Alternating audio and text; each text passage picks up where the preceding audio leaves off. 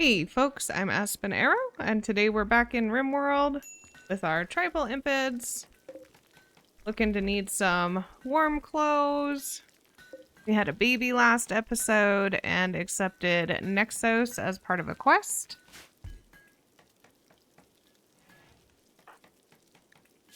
See, the baby's doing fine. I keep debating building a toy box, but it is quite a bit of resources, so...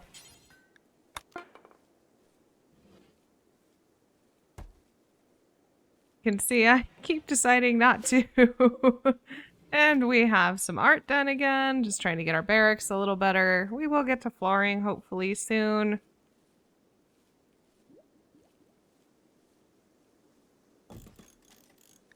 And we have Mila teaching the laboratory retriever to haul. So helping Fantasia out, although not sure how she's hauling. You can see that in the later afternoon we have a combat supplier arrive. Sometimes struggle to remember who has the best social. I think it is still Kaz, even though she has that hearing impairment. But we'll send her out to do some trading. And you can see that she is still getting that debuff, but that's alright. Sell a few things and pick up the good great bow. Now when checking this out, you can see the recurve, I think, was 3.28. Melee's 4.95.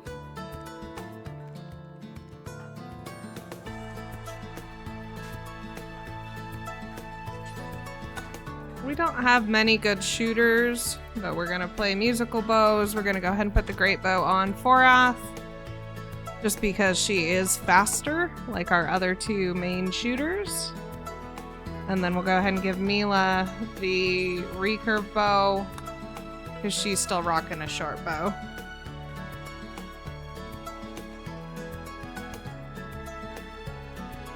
You can see we're also starting work on our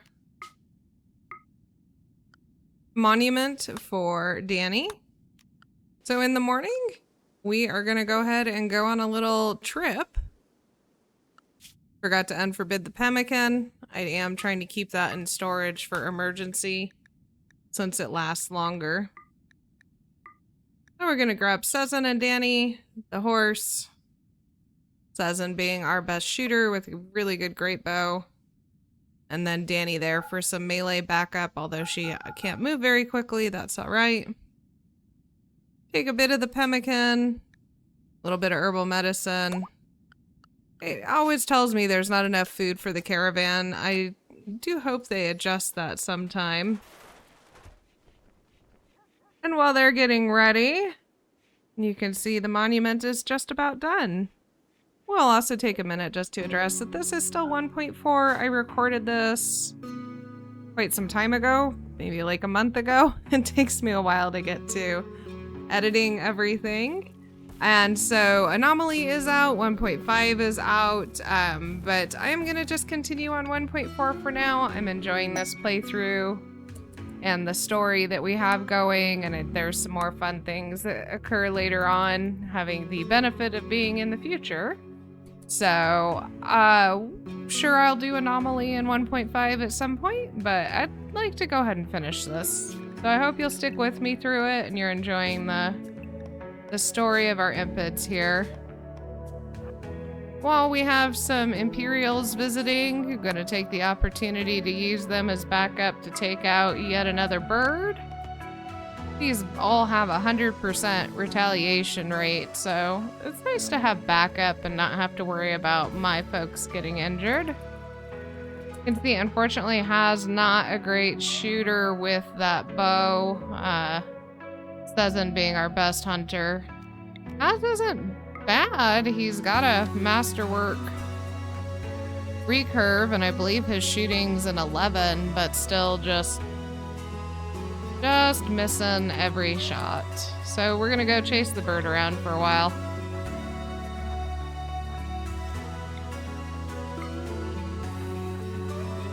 I could probably shoot from a little bit closer and still outrun it, but they're also pretty fast. Not actually sure how fast they move. Imagine they could outrun the impid though. You can see there, yep, he has an 11 and shooting with a masterwork recurve bow, and we're still missing.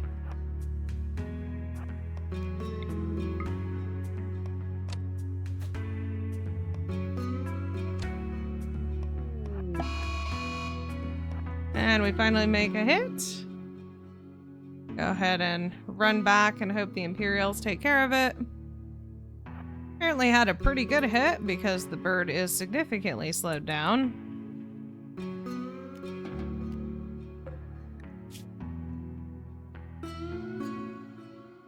Can see we got down to 18% moving with a shot to the spine. So since Forath is pretty crummy at shooting, we're going to send her out to get some practice. Go ahead and unrestrict everybody. I think we'll be able to manage outrunning the bird if we need to. We are still keeping Nexos nearby. We get a gift from the Empire as we continue to fight the Emu menace. Poorly, but that was to be expected. Forath has really pretty crummy shooting. I think she's a 1 or a 2. And we got a cloth veil, which will offset our pain threshold. So we'll go ahead and put on Novo for now, just to get a little boost to how long he can last in a melee block. You can see Forath really struggling here.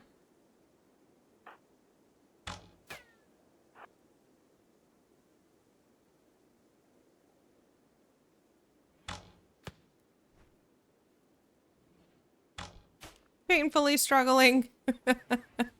There's not been many animals to hunt, so we haven't had a great way to try and train up shooting, nor are we getting many raids, and I keep telling myself to bump the difficulty up and then forgetting. So hopefully here in a few videos, I think I have 2 or 3 already recorded.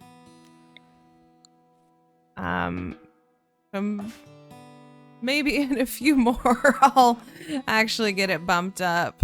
It's been nice playing Strive to Survive. It's definitely a lot less stressful for me. Blood to Dust is normally okay. Losing is fun, obviously very challenging, but kind of enjoying getting to spend time in the tribal phase and not feeling the need to immediately push to flak and, you know, guns. And as you can see, we are here visiting our neighbors and we're gonna steal their steel. So having Sezin just take some pot shots with that great bow. Did remember to use the fire spew, but unfortunately I am just finding it not all that helpful. It seems very helpful when it's used against me, but you can see Ram just rammed right on through it, and I'm not even sure that Ram got a burn from it, even though I could clearly see the fire sprite on them, so maybe it's better with multiple people doing it at once. Need to try it against a big raid, but so far a bit underwhelmed. You can see Stopped and Sezin just dead eyes across the map to finish up the fight. Let Danny go ahead and tend herself, just took a few bruises. Then there's the reward of steel. Bedroll. I think that's about it, though we will stay and deconstruct and take some of the resources, but since we only have the horse and 2 people, we can't take all that much back with us. Go ahead and claim a few things here so they'll sleep indoors, because we'll probably be staying the night. And you can see we're gonna take the cloth, deconstruct the dining chairs, and some of the flooring. Take back as much wood as we can since we continue to have. Just a constant need for wood between the passive coolers and cooking, mostly cooking, and then solar pinhole saving us on the torches, but boy, you gotta reset that about every 2 days. So you can see here we are the next day, taking back cloth, steel, and wood.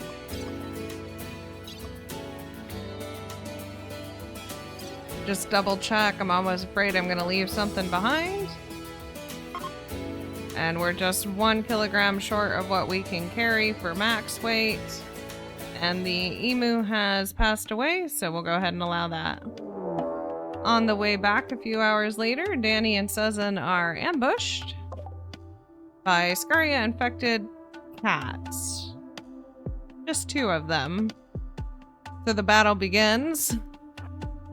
I think we'll manage somehow.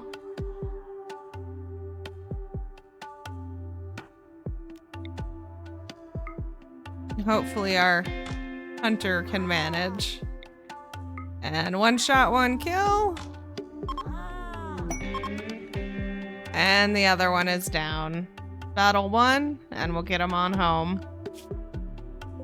Did take a peek around the map, didn't see anything worth scavenging, so off we go. And in the morning they get home. I don't have a pen, so they leave the horse at the edge of the map. You can see Danny come in, haul something, and immediately go back out to get the horse. So at some point I need to put a pen marker in once we get these walls done. And our anima linking ceremony is also ready, so we're gonna go ahead and get Forath another level. Hoping for something good. I've been pretty disappointed with our sidecast so far. I think we have blinding pulse, which isn't so bad. And burden's alright, but not really getting what I want. Hoping for berserk pulse, and it's not what we get. We get Word of Inspiration, which is actually pretty useful to get crafting inspirations, or at least hopefully crafting inspirations. It does take a lot of psi focus, but hopefully we'll make some use of that soon. And I'm setting our new couple to go ahead and try for a baby, and then setting our couple who has an existing relationship to and already has a kid to go ahead and not have children or avoid children, although in watching the footage I'm realizing I did it backwards, so I need to go fix that. And you can see Forath dutifully putting up those solar pinholes again. So many solar pinholes every few days for the whole base. Nova's up to about crafting level 5 or 6. And as he works on the duster, we see a local dromedary gone mad. Good to know. Means there's more hunting to do. Forath's carrying the baby, so we'll probably not have her go fight. I think we'll be able to manage with just Sezin and Has. I also did move Forath there towards the end for my own sake, as it helps me remember who not to draft, since chances are she'd be the one holding the baby. We'll just get her over to the side for now, so when I grab everybody, I just by default don't grab her. I reorganize my top bar a fair amount, so everybody will shift around throughout this playthrough. Immediately getting some good hits. Dromedary making terrible noises, but will not be lasting much longer. And there we go, dromedary done. And I saw 2 more, so we'll go ahead and set them to hunt.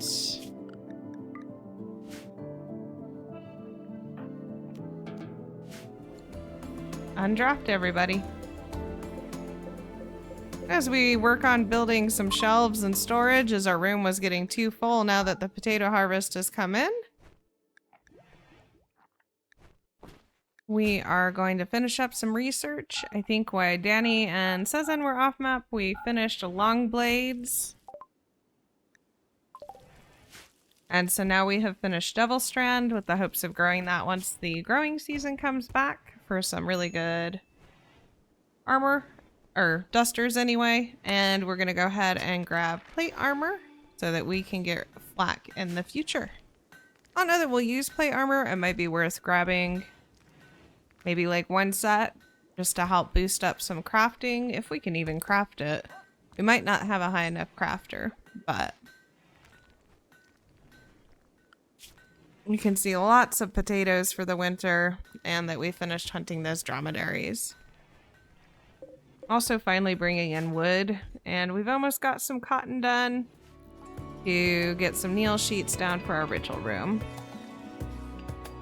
As we continue to work on the wall, you can see that Kaz still having a hard time with those higher expectations, but we're going to send her to work on converting Mila now,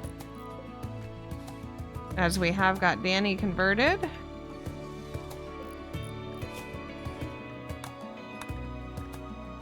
And realizing that we butchered all of the dromedaries at the same time, gonna go ahead and set up some better meals, which will hopefully boost our mood and use up some of that meat before it spoils.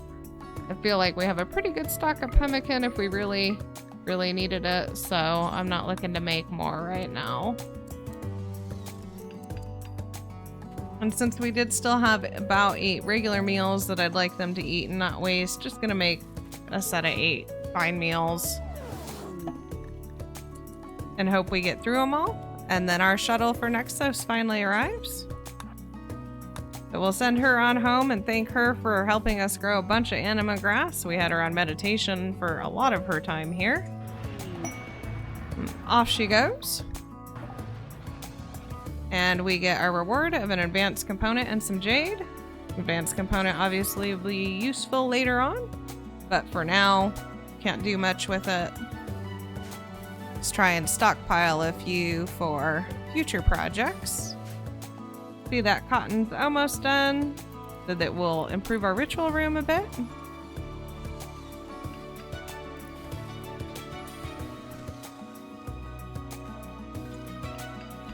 You see Kaz's mood has recovered a bit as well, at least a little better.